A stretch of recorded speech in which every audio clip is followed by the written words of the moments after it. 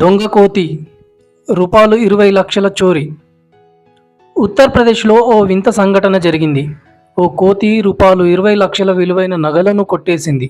వినడానికి వింతగా ఉన్నా ఇది అక్షరాల వాస్తవం.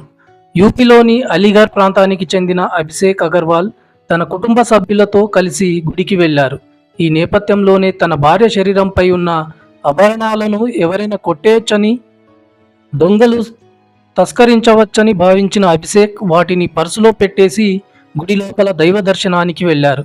అయితే అగర్వాల్ కుటుంబం దేవుడి దర్శనం పూర్తి కాగానే బయటకు తిరిగి వస్తుండగా వారు ఊహించిందే వాస్తవమైంది.